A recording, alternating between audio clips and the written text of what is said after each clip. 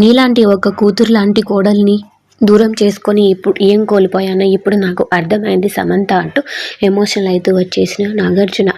సమంత అక్కినేని ఫ్యామిలీలో కోడలుగా ఉన్నప్పుడు సమంతకి నాగార్జునకి మంచి బాండింగ్ అయితే ఉంటూ వచ్చేసేది. నాగార్జున గారు షూటింగ్లో ఉన్నా ఇక ఇంట్లో ఉన్నా సరే తన బాగోగులు చూసుకుంటూ తన వెంట తిరుగుతూ ఉండేవారట సమంత.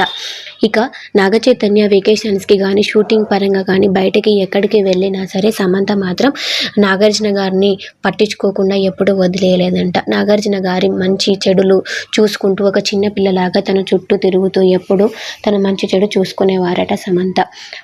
అయితే అదంతా తలుచుకుంటూ ఇప్పుడు నాగార్జున గారు అయితే ఎమోషనల్ అయితే వచ్చి, నా కొడుక్కి పెళ్లి చేసి పెద్ద తప్పు చేశాను నిన్ను కాదని, ఇంకా కొద్ది రోజులు వెయిట్ చేసి ఉండాల్సింది, వెయిట్ చేస్తే ఉంటే నువ్వు వచ్చేదానివేమో నా దగ్గరికి, శోభితని నాగ చైతన్యకిచ్చి పెళ్లి చేసి తప్పు చేశాను, ఇప్పుడు ఎవరు పట్టించుకోవడం లేదు నన్ను, ఇక ఎవరి పనుల్లో వారు బిజీగా ఉంటూ వచ్చేస్తున్నారు, అప్పుడు చైతన్య బిజీగా ఉన్నా కూడా నువ్వు నన్ను పట్టించుకునేదానివి, అమల పనిలో అమల, ఇక నా చైతన్య పనిలో చైతన్య ఉంటూ ఉన్నారు అంటూ నా కోడలుగా ఉన్నా సరే ఎక్కడికి బయటికి వెళ్ళినా ఒక తండ్రి కూతురులాగా తిరిగే వాళ్ళం ఉండేవాళ్ళం, నువ్వు నన్ను అంత బాగా చూసుకునేదానివి, నేను చాలా మిస్ అవుతున్నాను అనే విధంగా నాగార్జున అయితే ఎమోషనల్ అయితే వచ్చారు.